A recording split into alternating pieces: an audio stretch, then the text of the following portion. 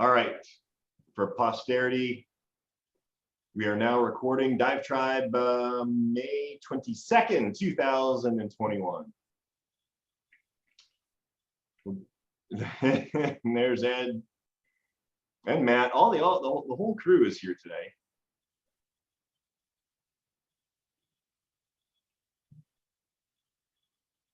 Cool stuff. All right, so what do I got going on? You know, the only way I can recall what I have going on is to go back into like my Google Photos, which pulls all the photos from my phone, so I can remember what it was that I did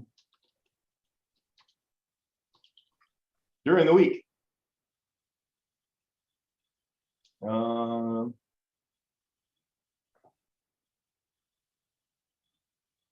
the heck? There we go. There we go. So, what do we have going on? I threw a video up talking about sub drivers. Ed Frank isn't in here. He was concerned about that. So I just did a quick video on swapping out the little 16-inch watertight seals for sub drivers. That's up on my channel, so you can take a look at that. And what I've also launched is a new seal product. It's uses the cup seals, so it's brass bodies, oil-light bushings, and high-quality cup seals. So if you guys don't want to build them, which I've also got a video up, you can buy them pre-assembled and ready to go. And the cool thing about them is once you got the body installed, swapping out the seal itself, you just literally pluck it out and push a new seal in. It takes like 38 seconds to swap out. So end of season maintenance, you know, if you're questioning the couple drips, you know, you can now swap out the whole seal without having to allocate, you know, more time to pressing out the entire seal assembly. So that's there. Finally got my heavy duty cloth for the 212. We laid up half of the hull basically yesterday. So hopefully that boat will be next week, should be ready to go. And first test pull will be ready. So that's for those of you who don't know, 1/30th scale, big monster German type 212.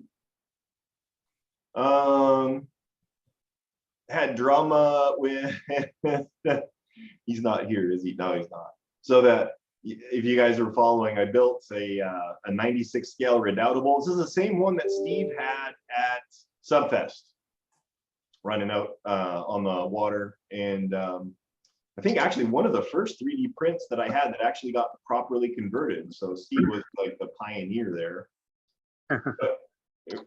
But I had a gentleman out of Greece say, yeah, I want this to, you know, get built just as a static display, you know, just knock it out real quick. I want to put it in my little museum. And over the course of our discussions, he got increasingly picky about details. And to the point where I'm like, look, this is not the right model for you. This is not like museum scale replica. This is like introduction to RC submarines, you know, for people. So I canceled the order, and he's like, well, just finish it, send me the pictures. And then I sent him the pictures after it was all done, and he's like, why did you paint it gray? It looks terrible. I don't want any of the weathering on there. That doesn't look good. There should be more details on the tower. And I'm like, dude, that's why I canceled the order with you. I knew that this was not the order for you. So that got here, and I can share this out, the wonders of, oh, am I like, that was stupid. I think I'm sharing, hold on. I think I'm sharing the same screen. Let's try this again.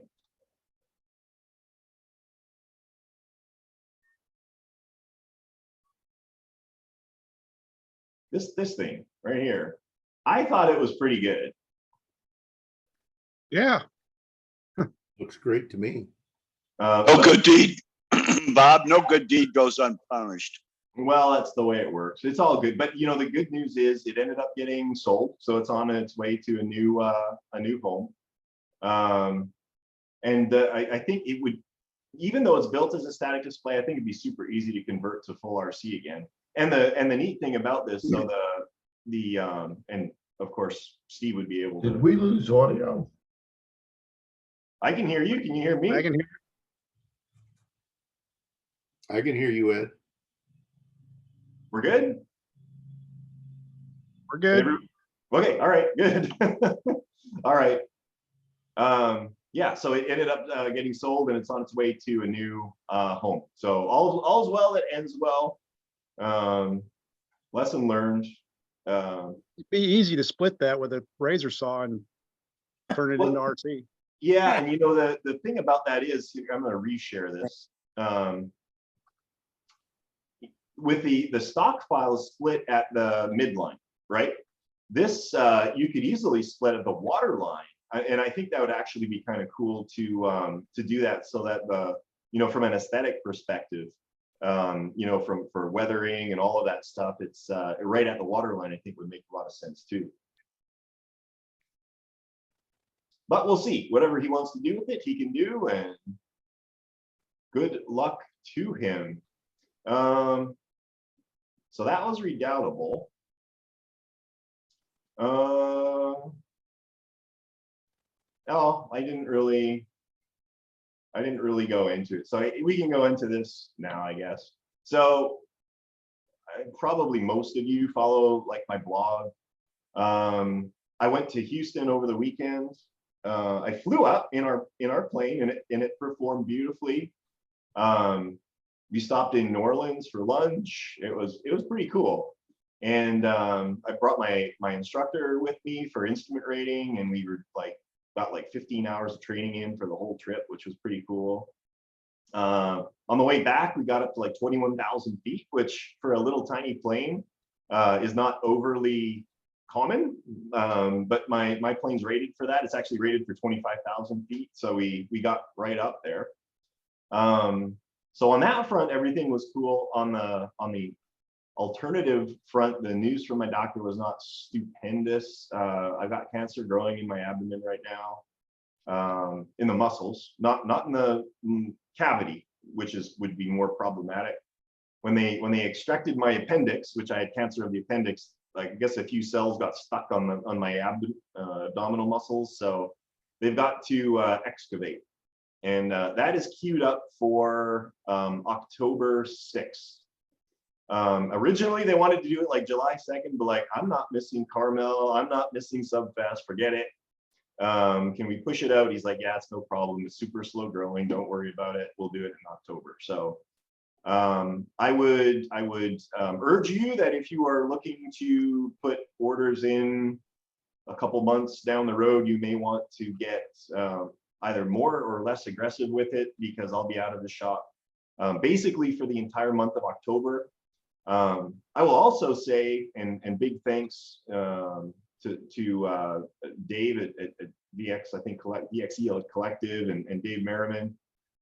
They all offered to come out down here to Florida to help keep the shop going while I was out of commission. So I don't know if it'll come to that, but it was pretty cool to have people step up and say, hey, whatever you need. So yeah, bear that in mind. That's what's going on there. So they feel pretty good about it. Oh, I just want to make a statement that we're all thinking about you, and you're going to get through it just like you've always done. that's right. I got no doubts. This is, in the grand scheme, this is a minor-ish, you know, endeavor. It's going to knock me out for a while. I mean, they're coring out a big chunk of muscle from my stomach, but you know, it could have been a lot worse, and there's no point, you know, crying about it. So it'll be fine. Worst case scenario, I get a month off. I can chill out on the couch and peruse the forums and catch up on my movies, I guess. So the doctors feel pretty good about it as far as getting it. Yeah, you know, they did a CT scan, and there's actually, they could not see the actual cancer cells. They could see the, what do they call it, meconium or whatever, the byproduct of cancer is like a gel that forms around these cancer cells. And it's basically like an abscess in my abdominal muscles right now. So they could see the result of it. They just couldn't see the actual cancer. So it's less than a millimeter in size, which is the resolution of the CT scan. So super small, you know, and in typical fashion, they're like, well, it's a millimeter, so we're going to chop out 1.5 inches, you know, and we'll make sure we get it. So that's what's going on. Do you Sounds think- like they got it pretty early though, then. Yeah, and that's why, you know, after you have a procedure, particularly at MD Anderson in Houston, which is why I went there, they're experts in this. It's 6-month follow-ups. So, you know, they catch things early. They could have easily said, yeah, we got it, good luck with your life. But, you know, we have to fly back every 6 months and do the checkups, and this is why. Are they going to do radiation afterwards, Bob? No, I was this particular because it's super localized.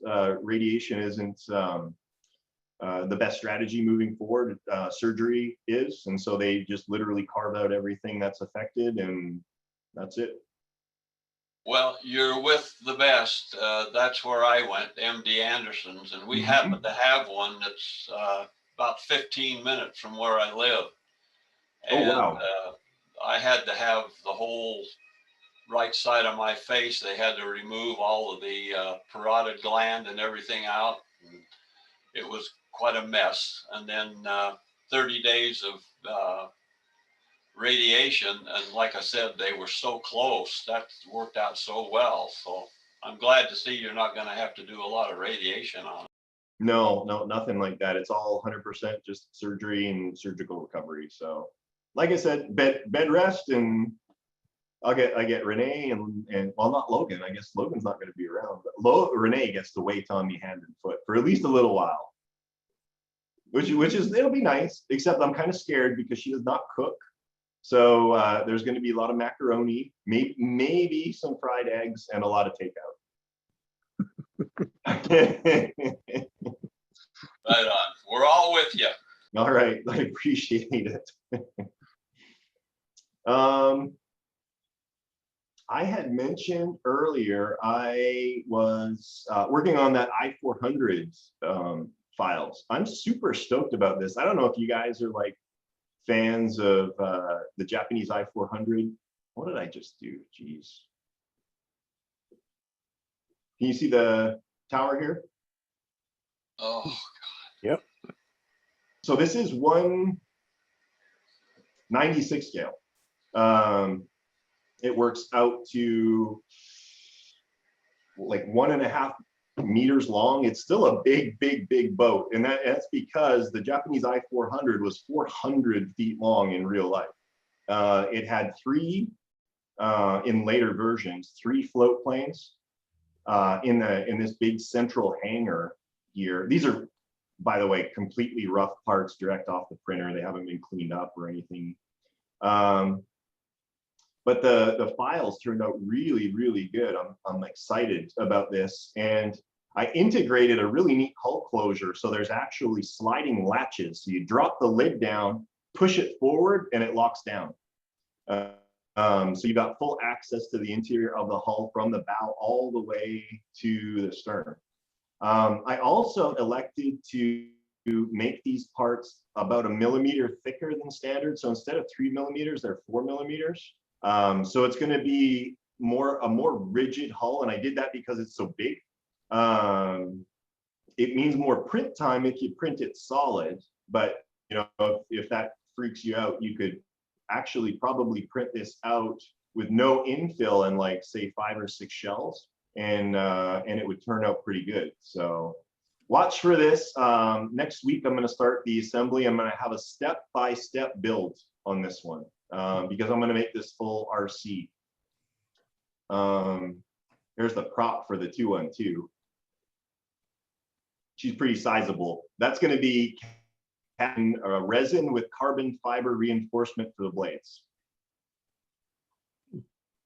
Bob, what will the normal, like the Dremels, 170 millimeter height, are the sections going to be eligible for that? Yep, they're going to be, it'll be 8 hull sections. You bet. I printed it all on my Dremel. But going back to this prop here, so David Merriman actually recommended this because I wasn't sure if I wanted to try casting this in white metal or in resin. And originally I was going to do resin with fiberglass reinforcement, but Dave was cleaning out his shop and he had a whole roll of carbon fiber, and he shipped that out to me. So the procedure for this that we're going to start next week, it'll be a 2-part mold, and we're going to spin cast it. So I've got my centrifugal spin caster for metal, and you drop the resin down the middle, and then centrifugal force forces all the resin out to the tips of the prop, and the carbon fiber is going to be trapped all up the blades into the central hub. So in theory, it should be a pretty tremendously strong, lightweight prop. And as you can see, it's basically like about 4 inches in diameter. So that's pretty cool. When will it be ready for us, Bob? The 212? Well, I'm still in the Japanese. Oh, the only thing I need to do is prototype assembly. Like I always try to do at least one build in advance. And in this particular case, it's good because there was actually an interference issue with my like, latches. But I'd say 2 to 3 weeks, it should be ready. Okay, looking forward to it. Thank you. Yeah. I want this built and fully operational for Subfest. And I've also got, and I don't think I took a picture of it, but I actually drafted 3D files for the Siren float planes. So not only will you get the sub, you'll get a little scale float plane to go with it.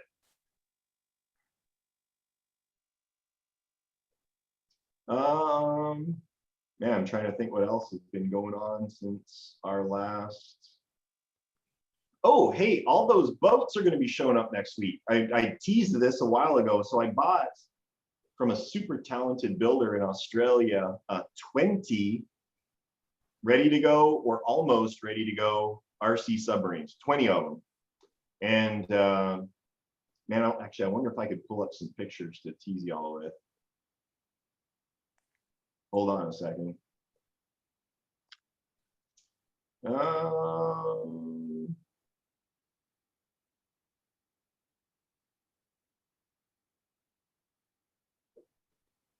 There we go.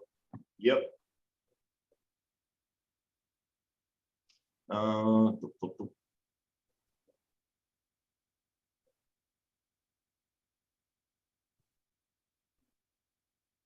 All right, can you see these photos? They're tiny. Yeah, they Hey, are. need to click on one at a time, maybe. Oh, you can just see the like the file. Hold See the on. layout. Yep. The All right, thumbnails. hold on. All right, how's that? Is that better? Yeah. Better. Kind of. So there's a 212 and a Kula. Look at that weathering job on that thing. Man, this guy is talented. More Kulas. There's the stack of them all stacked up in wooden transport cases, ready to go. There's a Beluga. If anybody is interested in that, there ain't no kits of that one out there. That would be super unique boat. Is he getting out of it or just scaling down? What's that? Is he getting out of it or just scaling down? He's getting out of it. Yeah, unfortunately, he said I think he said he's in his 70s, and he can't build them anymore. He can't maintain them anymore, and he can't like pick them up, transport them, launch them, retrieve them anymore. So yeah, he's getting out of it altogether. And they're mostly 96 scale. I think there's some exceptions to that. There's a little Engel 212 in there. Delta 4. Wow. Oh baby. That's sweet. Wow. That is really cool. Was that another kilo? I don't even know what I'm getting. There's November. He's keeping that For one. work. That was an Oscar too. He's keeping that one, bastard. And Gorgeous work. this is a piranha. I don't know much about this one, but man, that looks like a really cool boat.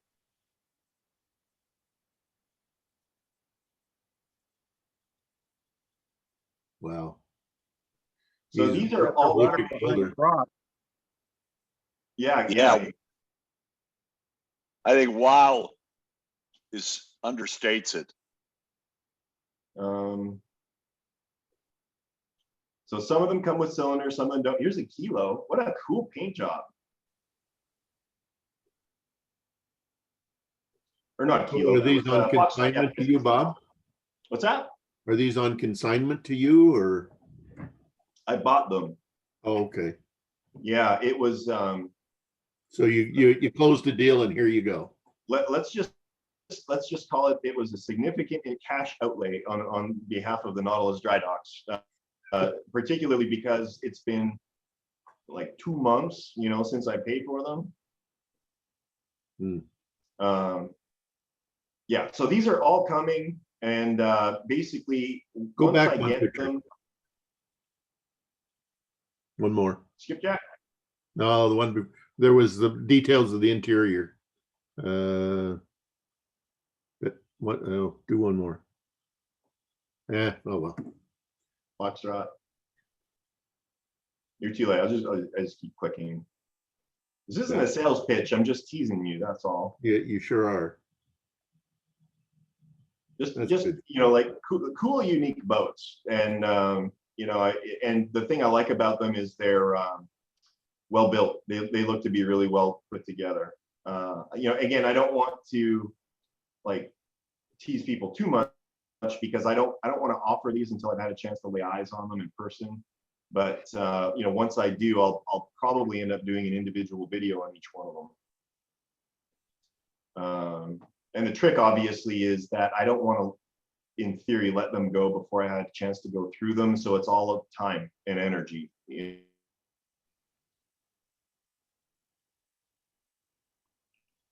you locked up, Bob.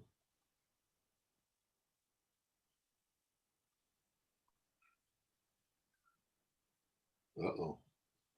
No, he's gone, but I can see you. Yeah, he's gone. It's not good when the host locks up. No. What's the picture behind you, Steve? Oh, there he is. That's my Columbia. So you've field tested it. Yeah, she's gotten wet. I'm still trimming, but it's so close. Oh, All awesome. mechanicals are done. So, and I've got all the electrical stuff done. So it's just trimming it. Cool. Awesome.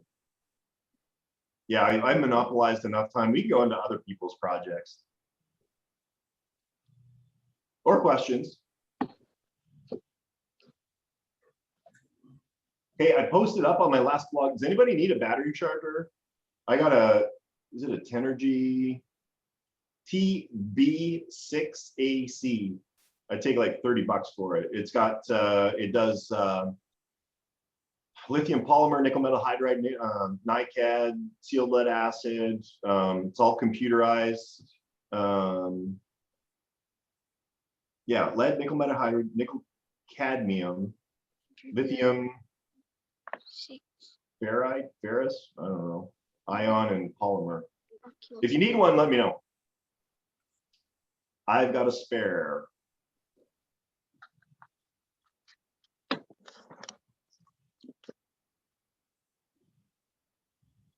Okay, your turn.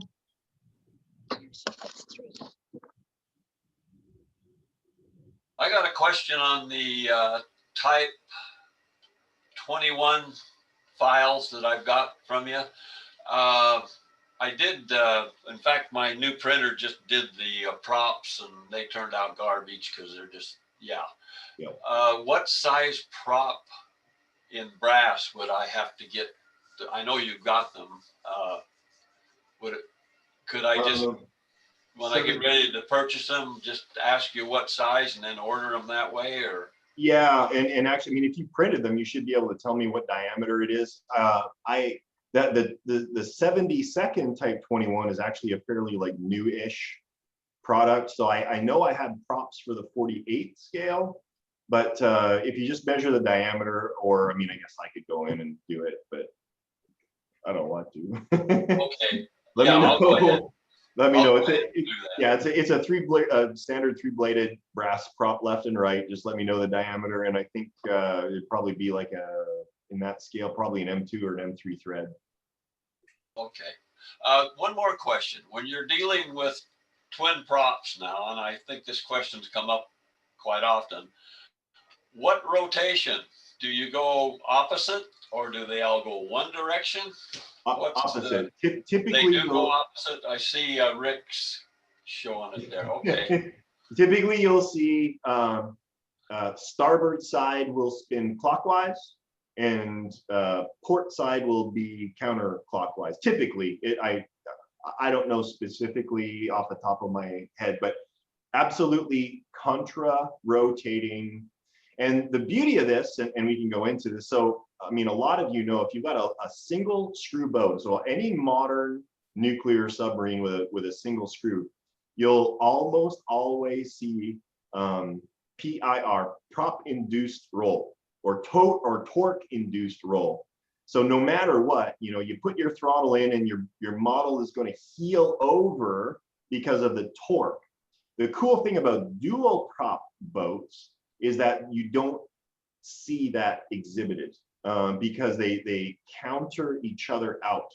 With single prop boats, you need to make sure that you've got an exceptionally high moment of righting moment. So you got lots of weight low, lots of foam high, so that when you pull on that sail, it really wants to fight you to get back to vertical again.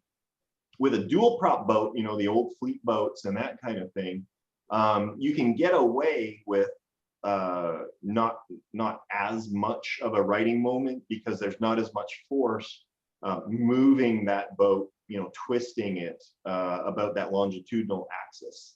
So to answer your question, they contra rotate, and the good news is it means it's a lot easier to trim because you don't need to add excessive amounts of ballast and foam to keep it static, or sorry, I guess it would be quasi-dynamically stable.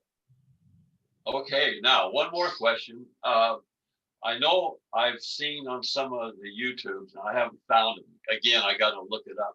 But is there not a way you can do one motor and gear it to turn two props without a big hassle, or is that something to stay away from? You can, yeah, for sure. And actually on the last video that I did of actually Warren's 96 scale Nautilus utilizes a single in dual out gearbox. So, you know, it's 6 of one and half a dozen of another. You know, you eliminate the hassles of dual electronic speed controllers and dual motors and 2 shafts and all of that stuff, but you add the complexity of a gearbox. Or on the flip side, you've got 2 gearbox or 2 motors, 2 speed controllers, you know, all of that stuff. So absolutely, you can do it either way. Typically, people will run dual motors, and I'll touch on this. There's a lot of people who are just getting started, and they're like, "Oh, I've got this brilliant idea. You know, I've got this Type 7." And I want to have each one of the motors on a separate speed controller on a separate channel on my boat so that I can just like kick it over and it'll spin around like in circles, right? It doesn't work that way. It'd be the equivalent of taking a 3 or 4 foot 2x4, grabbing it by the ends of the narrow part and trying to spin it around on the ground with your fingers. It takes a lot of force to move it. In theory, it would do it, but I'd be willing to bet it would like 10 minutes to spin around on its axis. The other challenge is that the prop shafts are actually angled inward a little bit on those boats. And so, despite that fact, they're actually not providing as good of a turning moment as they would if they were you know, parallel or even better, you know, slightly canted outwards. So just to touch on that, if anybody has any bright ideas about, you know, a fleet style boat, a World War II boat with differential throttles, probably not worth the effort or the allocation of additional channel to make that go. Exception, any boat that has widely spaced props. So we're talking, you know, like Russian Typhoon or Oscar class submarines. Those props are quite a ways apart from each other. So the further apart they are, the greater that that arm, that force arm that's going to spin the boat around. So there you go.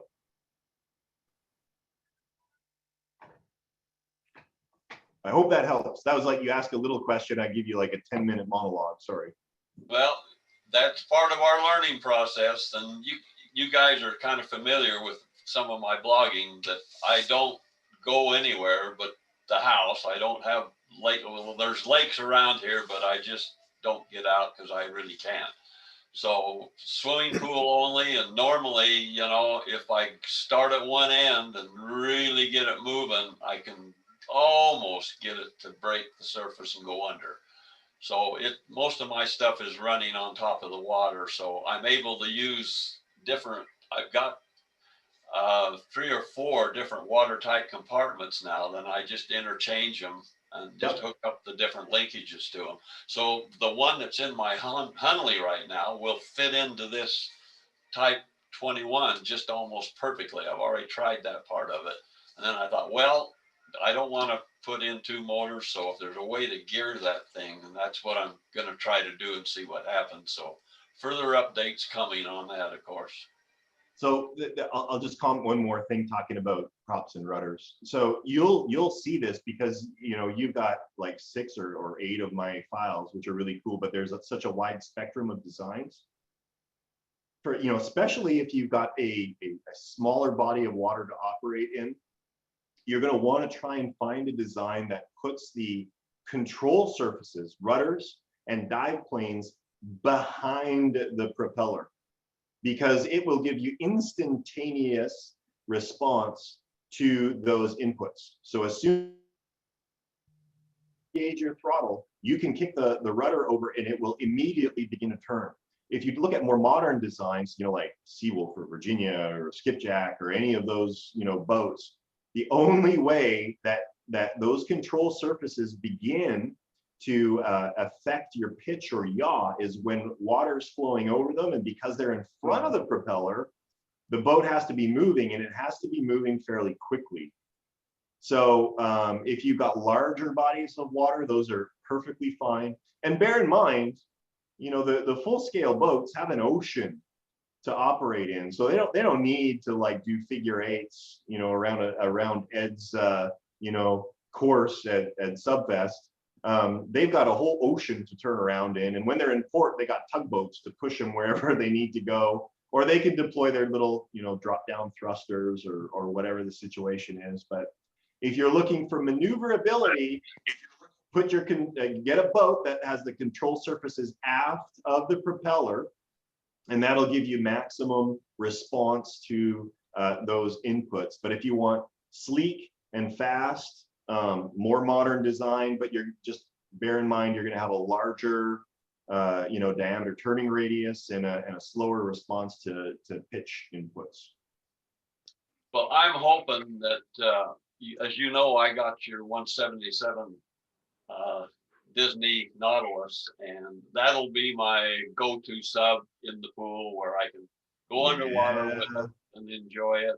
I just cut into the rudder yesterday, you know, to fit that little piece of clear plastic, and got that done. So I'm looking forward to that boat, really am. Yeah, that boat, if you do it properly, it'll turn around in like less than 6 feet. So you could do spins and figure eights and whatever you want to do, and as soon as you tilt that prop, down she goes. It's amazing. Looking forward. I got a question. All right, Mr. Robot 44. I'm Jason. You know me. I know you're Jason. I've been at your house. So, too true. Well, so my question is for Bob, but for anybody to chime in. And I think I know what I think it is, but I would like to know what people think is the worst turning boat out there? The biggest turning circle. Ohio's right up there. I mean, we're talking about a ballistic missile submarine that's like an acre long, you know? And Is that boat you had at Subfest, Bob? Oh, that R class. Yeah. That was a pig. That was a pig. Like I couldn't even make the turn on that. I'm like, I'm just gonna skip this buoy. I'm going for speed. I think my experience is all with World War II or older types, but it's the Gato Baleo. Really? Yeah, it's a terrible turning boat. Because I just finished up that 72nd scale boat for Ernie, and I mean that would turn around in 10 or 12 feet with a 55-inch boat. It wasn't too bad. Yeah, but that's 72nd scale, and compared to a U-boat, that's not so great. Well, dual rudders makes a big difference, right? Right behind the prop, so as soon as you kick it over, around it goes. Anybody else want to chime in? Worst boat that they've got?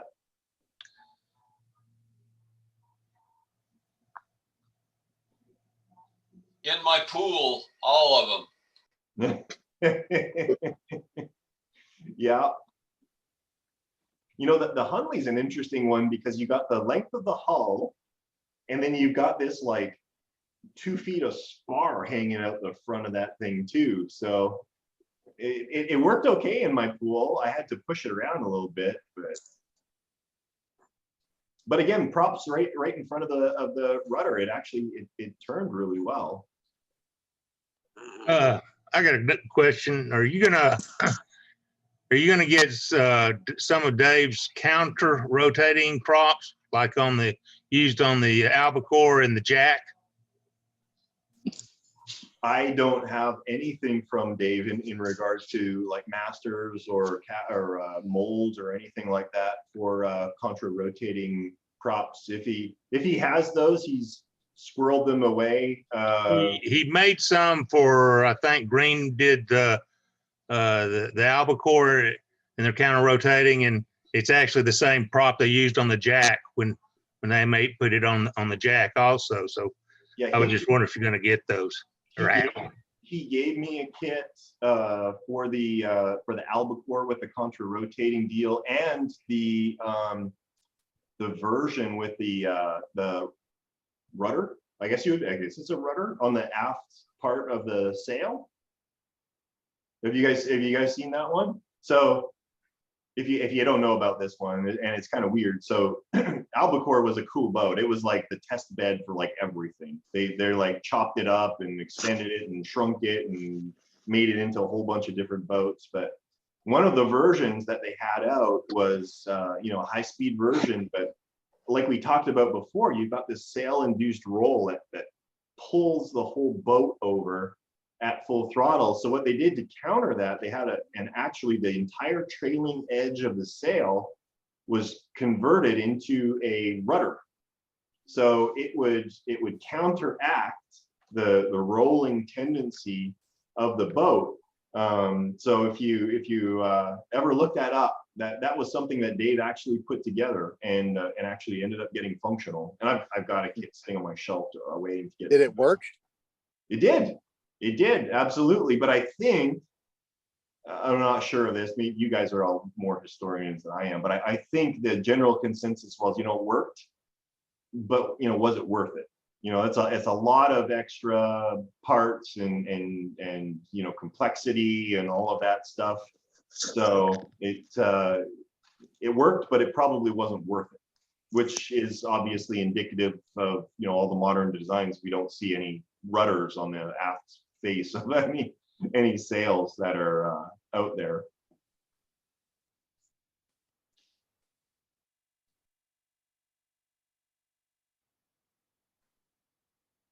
They got lots of cool things. Like Seawolf has some really cool things going on. They've got those dihedral, like the tips of the supports for the dive planes, if I understand it correctly, are actually independently actuated. So those counteract torque induced roll as well. So rather than the sail having a rudder, the exterior or the external tips of the supports for the dive planes would actually tilt independently of the dive planes to maintain a level, not pitch, but whatever the Like trim tabs. like, yeah, trim tabs on a boat, like trim tabs on a boat.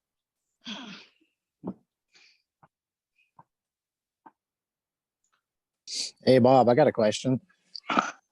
I'm ready. So, where to start this? Have you had any luck using any different sealants or anything for sealing 3D printed parts? I had a thing go from bad to worse the other night. Yeah. So yes. So I've got. Let me pull this. Put something on that skipjack just recently? You see that? Yeah. So this was sealed with resin.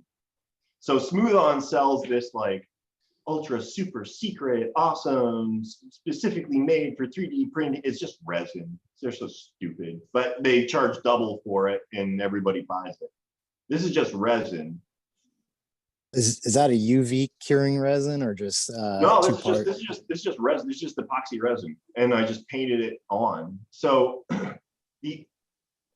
in my experience, it is not worth it. The issue is that epoxy is going to flow into all of your scribe details. It's going to flow into all of the like dive planes and rudders and like all of that stuff. And it's gonna smooth out, round out, all of these carefully designed details in the 3D print. Yeah, this is for that.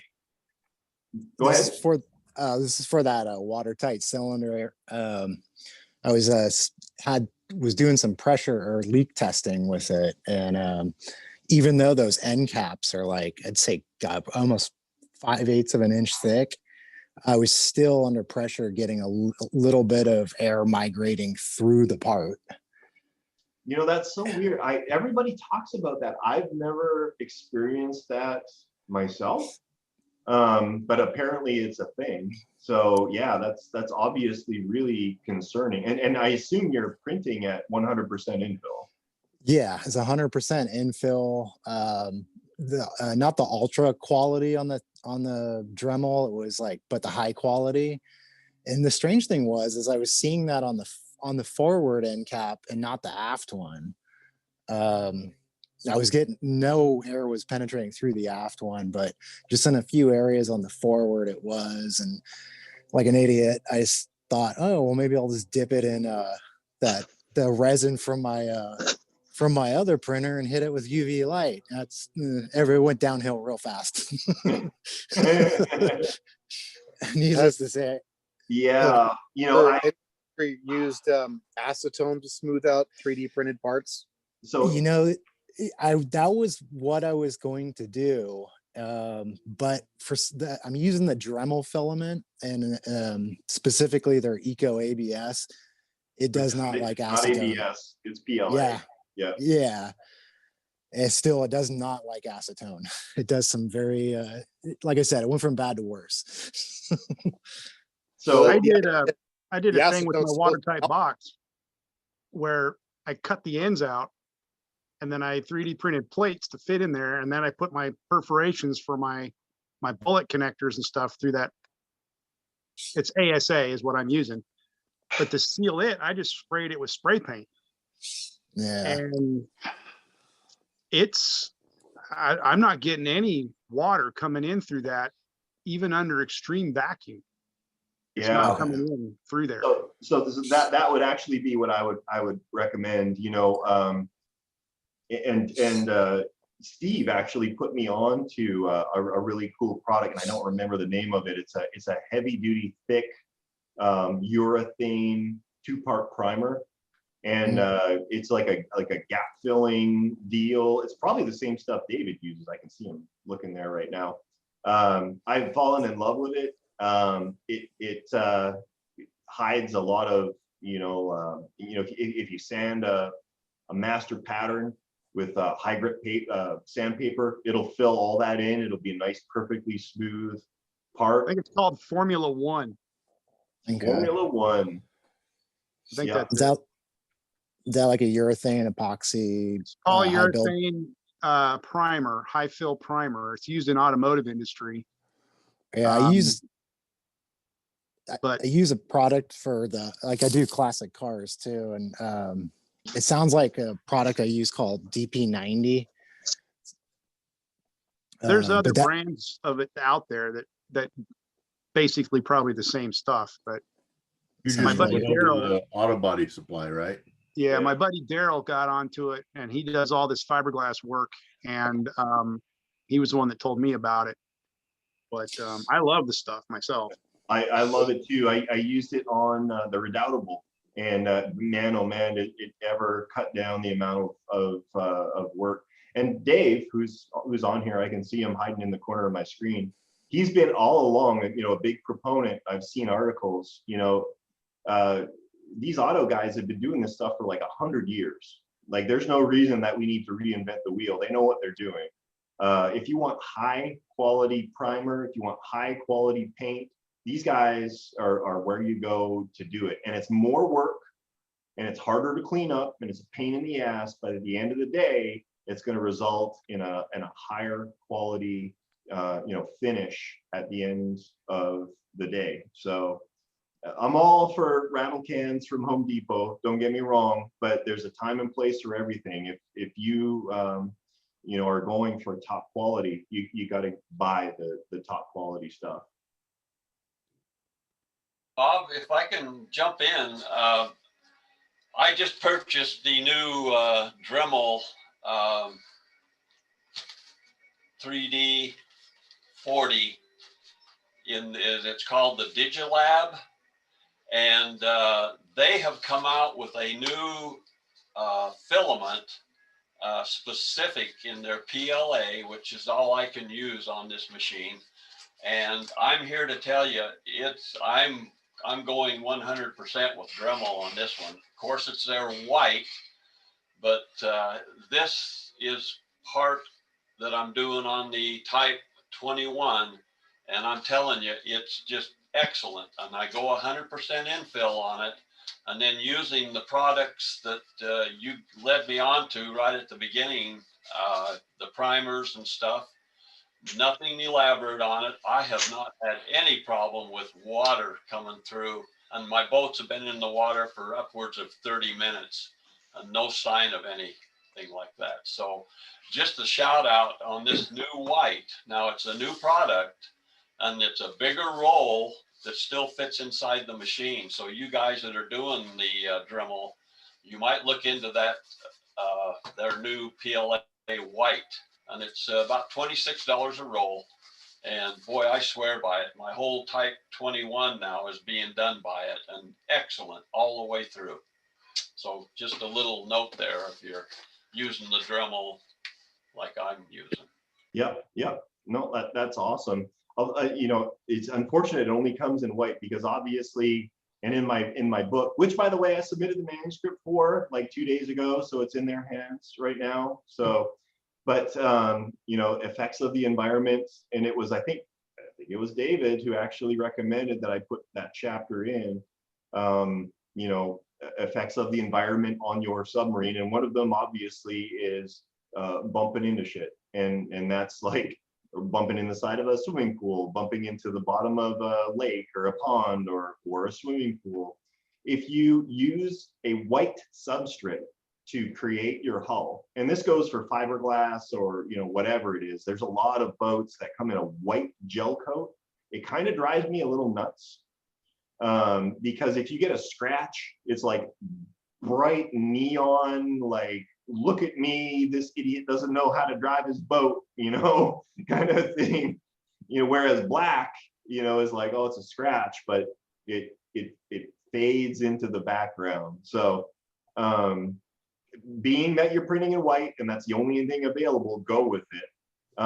But you know, given the choice, if you are choosing, if we're talking about 3D printing and you're choosing a color, in my experience, a darker color will hide these accidents much better than a bright color would. So like a dark gray, black, you know, dark brown, all of those are good choices. A dark brown would look really cool actually, because you could scratch it and it would look like rust after it scratches out. I think that might it'd be authentic weathering on a submarine. So just bear that in mind when you're picking your boat, or even your primer and that kind of thing. If you got your choice between white primer or red oxide primer, maybe red oxide would be a better choice as a base color.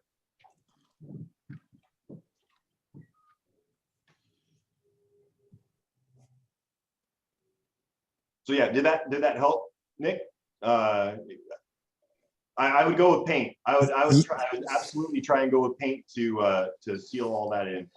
Yeah, that was where I was going next. I have the replacement end cap on the printer right now, and I was going to use the paint. So yeah, that's very helpful. Thank you. Okay, cool. And maybe it was Steve was talking about it. If you did print in real, you know, ABS, you could wash it in acetone, and that would literally melt the entire exterior of that part, and it would be completely sealed. Yeah, I tested it with the Dremel stuff. The acetone, no. I did the same thing. I'm ashamed to say I did the same thing that you did. I'm like, oh, ABS, no problem. We'll just coat this with some acetone. Oh, it's like turning gray and kind of crusty. Shoot, you know. Yep.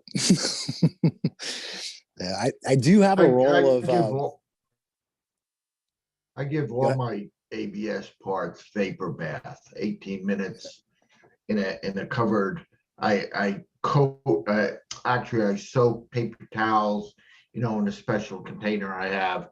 Give it 18 minutes. Makes it look like a molded part. Seals it up well. Yep. I'm gonna become a proponent for Dave and his old school methodology. You know, ideally, particularly if you're going to be, you know, duplicating the part, you know, for example, if you're making end caps, you know, potentially you might need 1, 2, 3, 4, 5, 6 end caps that might always be the same. Use your printer to create a master pattern and then go old school. Mold it, cast it, and you'll not have a problem. You know, we're not quite there yet. We're almost there, but we're not quite there yet. You know, you can take that one part, clean it up, make it absolutely perfect, and cast a million of them if you just take the time to throw some rubber on it. Again, for a lot of people, this might feel like witchcraft if you've not molded before, but it's not. It's there's tons of videos on YouTube, and again, selfless plug, I've got a chapter dedicated with tons of pictures from David's photo gallery, basic molding and casting 101. So if you're interested in taking that path, that's something that you can go down. Right tool for the right job. Right tool for the right job. I would say right now, ideally, 3D printing is perfect for the generation of master patterns. It's not, we're not quite there from a production perspective. We're gonna get there, but it's not there yet. Hey, who manufactures that Formula One primer? Oh, hang on. Because I'm doing a search and I'm not finding it. That was so cool when Steve stood up. He like his head disappeared, and then like his shirt disappeared, and then his butt disappeared. I'm sorry, it's Finish One. It's Finish what? One. Finish One, and it's by Acme. Okay. Oh, there you go. Okay. From Wiley Coyote. Yeah. Acme Automotive Finishes. Finish One. That makes that, I can find that. Thank you. Yeah. You'll need it. You'll need an airbrush to apply it. You know, it needs to be sprayed properly. Okay. But Yeah, I just use one of the HVLP cheapo from Walmart sprayers and I've got them out in the lay garage. it on. Give it a couple light coats, let it cure. It dries so quickly, and it's so hard, and it sands so well that it will cover over a lot of sins. Let me just put it that way. What are you showing us, Matt? He's not showing us anything. He just like stroking that thing. That's PLA printed, Okay. and that's covered in primer, filler primer, sanded, done, wet and dried. Is that PLA printed? Yes, it is. And then I sprayed it with filler primer, and then I just wet and dried it. That was it. Yeah, on that topic, because honestly, I am a recent convert to wet sanding. I don't know if a lot of you guys are familiar with it, but you know, if you get the sandpaper that's you know, formulated for wet sanding, God, is it ever a game changer? You know, your shop will not be coated in, you know, like a 1/4 inch of stupid with stupid you know, dust everywhere, and your sandpaper lasts longer, it cuts faster, it's cleaner, you know, you don't need to wear a mask. You just wet everything down and sand it. I highly recommend trying out wet sanding. Yeah, I use 800 grit, and I always keep it in a bucket of water. Yep. So you just constantly, and also another little trick with wet and dry, make sure you put washing up liquid with your bucket of water, and always start with warm water. You'll find it will go so much smoother and easier. There you go. There you go.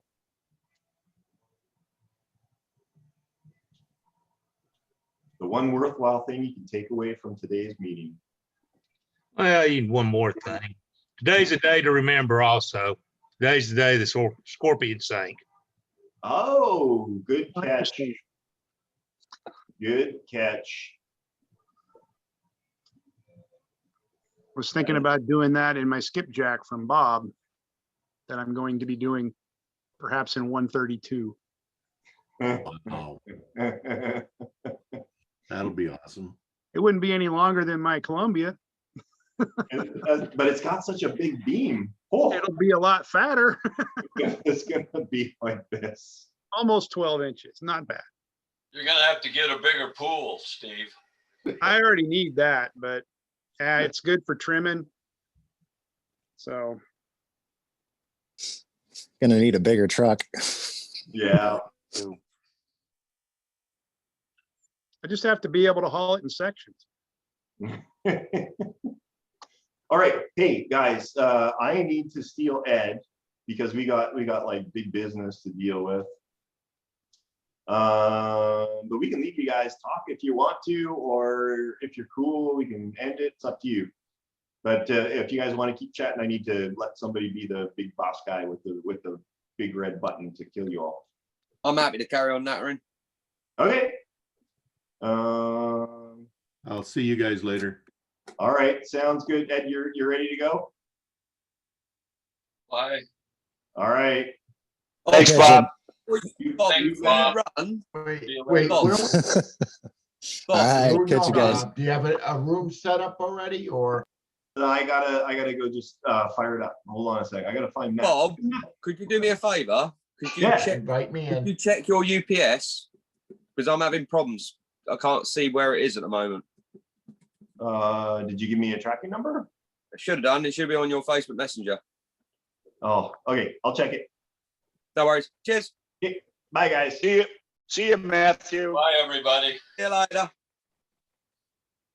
Good to see you, Dave. Stay safe, my friend. How's all? How many did we Bye, lose? Dave. Good to see you, David. Bye-bye. So everyone's clear enough. I'm still here. Thank you. Dave. Dave. Can you hear me? Yeah, man. How you? Pretty good. You didn't rip off my moss, did you? No. Looks good. Getting there. I have to get it. I've already got this is one that failed.